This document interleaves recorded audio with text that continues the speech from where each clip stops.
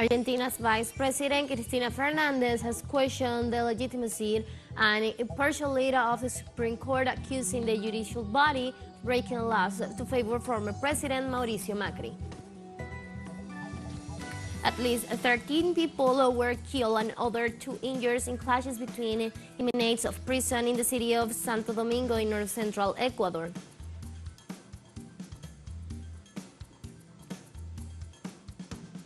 Moscow and Tehran confirmed that their respective nation oil companies have signed an historic cooperation memorandum, while Europe is experiencing the worst energy crisis in the history. Hello, welcome to From the South. I'm Ana Marrero from the teleSUR headquarters in Caracas, Venezuela. We begin with the news. Stay with us.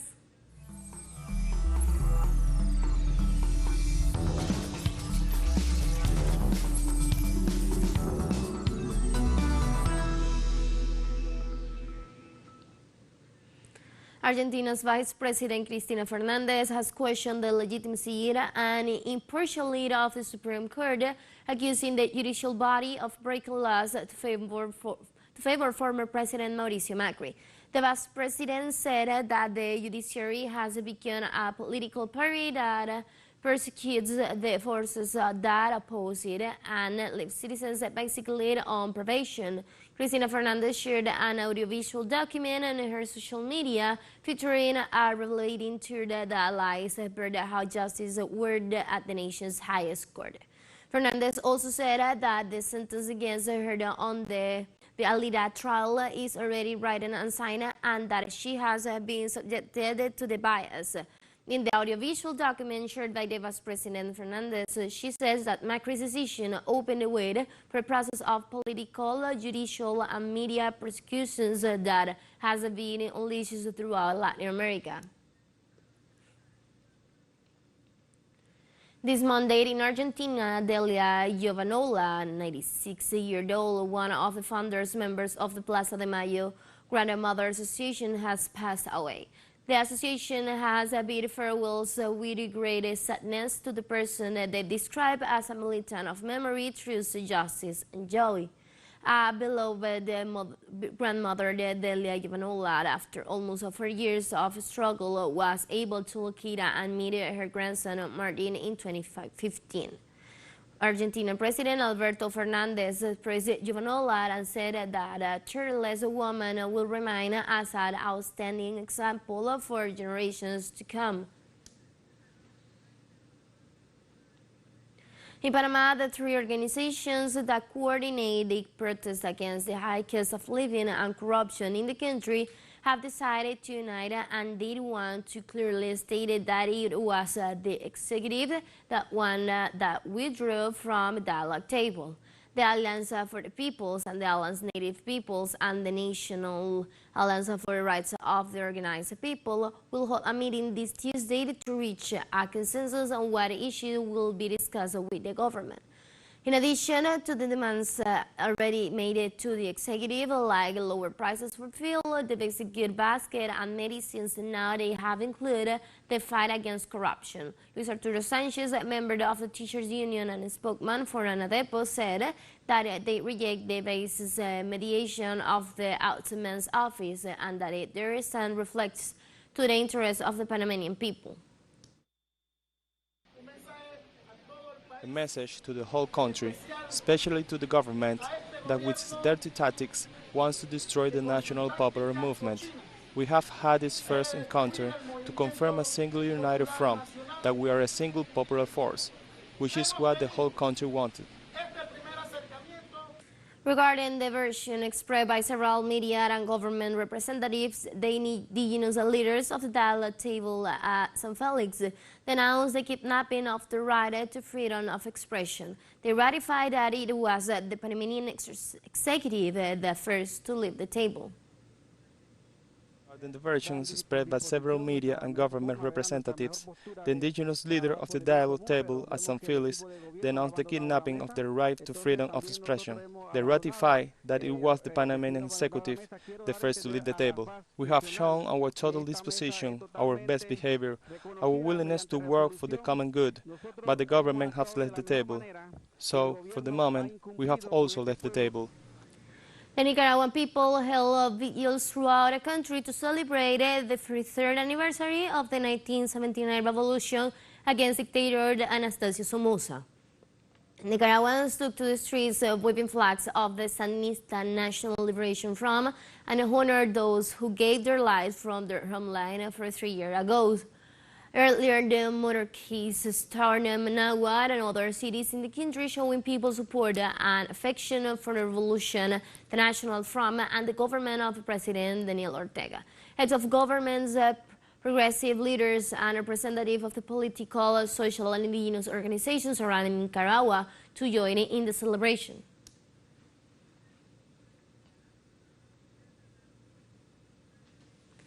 With 95 confirmed cases, Peru became the South American country with the highest number of monkeypox cases confirmed per million inhabitants. According to data from the World Health Organization and Peru National Center for Epidemiology, Disease Prevention and Control, the nation showed 1.46 cases per million citizens, a higher rate than even Brazil, the country with the highest numbers of people infected in South America. Numbers published by the Peruvian Ministry of Health register that the disease is present in 8 of the 25 departments in the country, and the highest numbers are found in 5 districts of the metropolitan: Lima, Surco, Jesús María, Pueblo Libre, Cercado de Lima, and San Martín de Porres. We'll take a short break now. Join us again after this.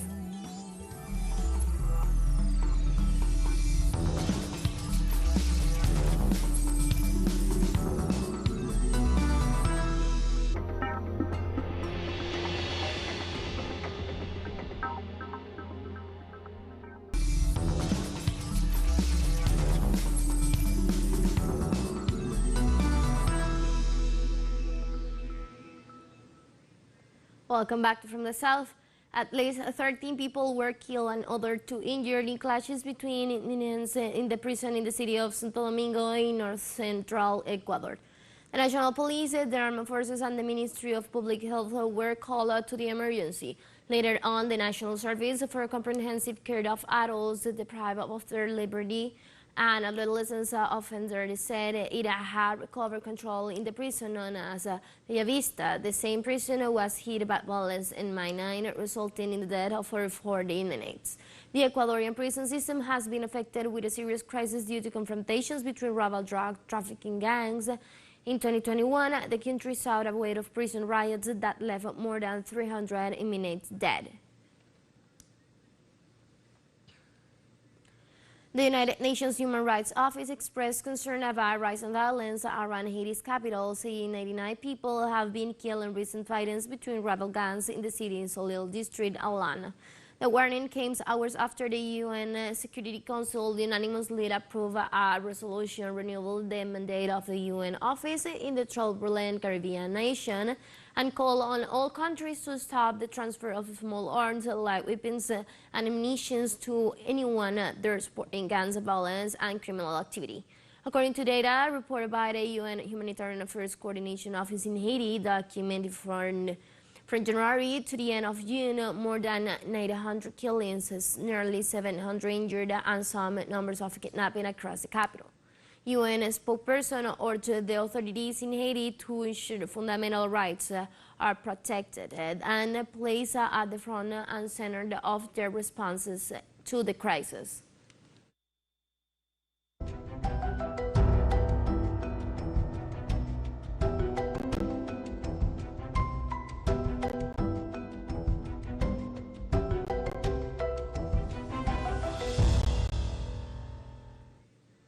Two earthquakes hit Afghanistan, Pakistan, and Balakan provinces, injuring at least 10 people. According to authorities, the eastern Pakistan provinces, Gayan district, which was temporarily devastated by the 6.1 magnitude headquartered on June 22, was struck again by a quake. The provincial governor office said several residences were damaged and teams had been rushed to the scene to rescue people. The earthquake had a magnitude of 5.1 and was centered at a depth of 10 kilometers in the coast province. The second quake struck the northeastern province of Maracaibo with a magnitude of 4.3, and its epicenter was in the province's Germ district.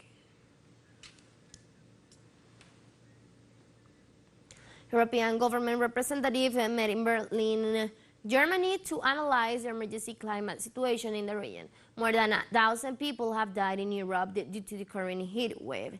The south of Europe is experiencing a heat wave with record temperatures already exceeding 40 degrees Celsius. The entry of warm air mass from the Sahara, which has already hit France and the United Kingdom, will cause several cities to experience unprecedented high temperatures. To make matters worse, there is the constant threat of wildfires, like it's recently been the case in Portugal, France, and Spain. The heat wave is also affecting countries such as Belgium, Italy, Greece, and Turkey. The respective governments are trying to reinforce security measures and emergency services.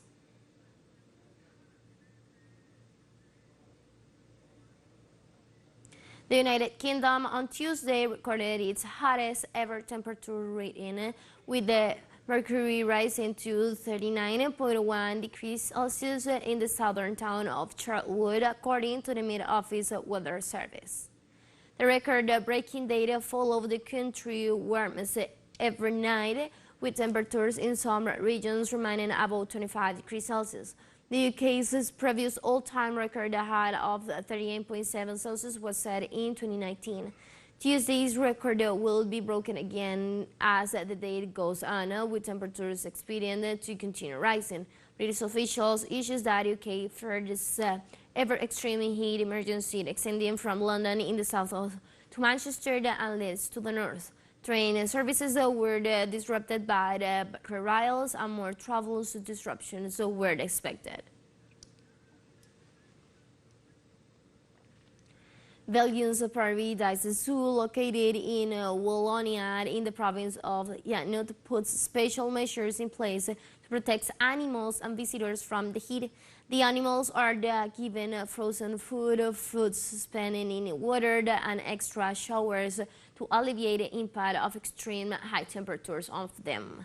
Also, the visitors can use fresh meats that helps them to tour the facilities without suffocating.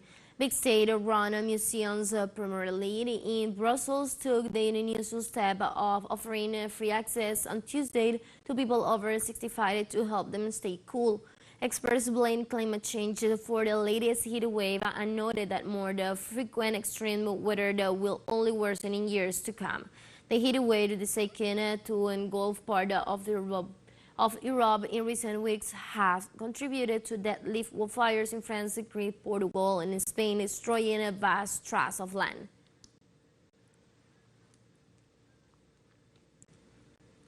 In a related news, the 11th meeting of Environment Ministers of Ibero-America has kicked off in the Dominican Republic. On its first day, there was one common demand: more action and more resources are needed to mitigate the current serious climate crisis. Representatives of the Ibero-American countries, along with representatives of international organizations such as the United Nations, have agreed that the current climate situation is unprecedented. At the meeting, they acknowledged that governments are obligated to send political signals and guarantee transparency and long-term and political certainty in the management of the current situation. Latin American and Caribbean Regional Climate Change Coordinator for the United Nations Environment Program, Gustavo Mañez, said that the current climate crisis is huge and that it requires finances. Along the same lines, Andrea Mesa, Secretary of the United Nations Convention to Combat their certification, described the situation as a planetary crisis. We have more news coming up after this final short break, so don't go away.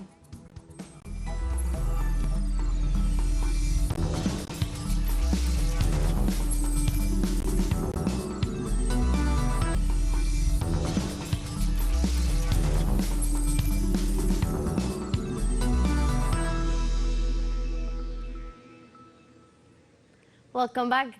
On Monday, Moscow and Tehran confirmed that their respective national oil companies have signed an historic cooperation memorandum. The energy giants reached this agreement while Europe is experiencing the worst crisis in its history, and part of the world is affected by the effects of Brussels' decisions. Iranian National Oil Company and Russian energy giant Gazprom signed this Tuesday a memorandum of cooperation. Once the agreement was made public, Moish Konsaherm, the executive director of the Iranian oil company, said that it is the largest foreign investment in the history of the Iranian oil industry, and that it is expected to bring millions of dollars from the development of gas and oil fields. The details and the scope of the agreement will be announced in the coming hours.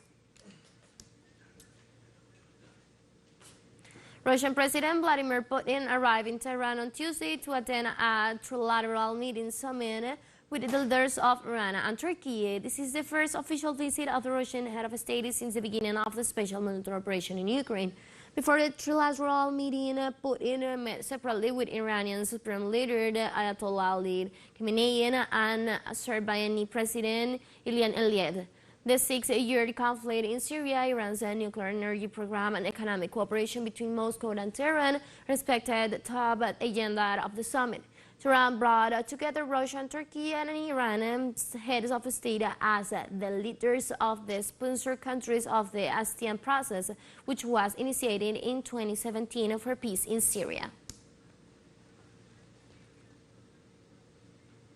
The International Organization for Migration confirmed that 193 asylum seekers were returned to Libya after being rescued off of coast last week. In a statement, the international organization reported that more than 10,000 people have been rescued and returned to Libya so far in 2022, including more than 600 women and 400 children.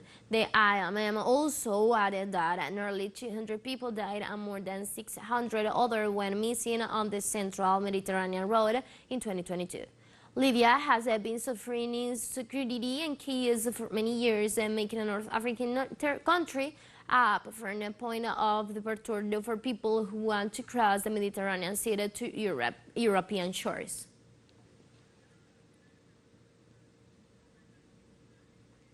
teleSUR English continues to grow. The signal now reaches Europe, and you can order it from your cable dealer or tuner yourself. These parameters that you see on the screen are in place since July 1st, and pricing for changes will be implemented for the signal in the Middle East and Africa. Now more than ever, the world connects to us, and our stories are being heard all around the globe. This news multi-platform will continue providing trustful content to oppose the Yemeni's media's narrative and our faithfulness to our audience.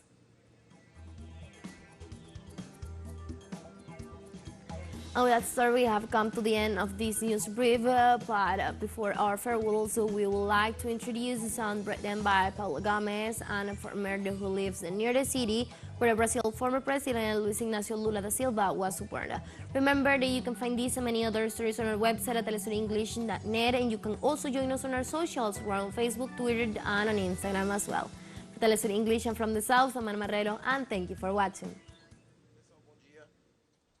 Essa letra eu escrevi hoje para o nosso herói, o Lula brasileiro. Essa música aqui, essa letra, ela não vem denigrir a imagem de ninguém. Que você preste atenção.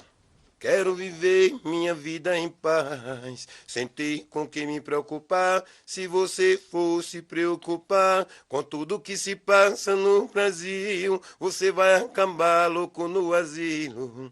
Porque ninguém liga pra ninguém, é trabalhador, sendo refém, é vereador, roubando deputado, é corrupção pra todo lado. Lula dá um jeito no nosso Brasil, Lula dá um jeito no nosso Brasil.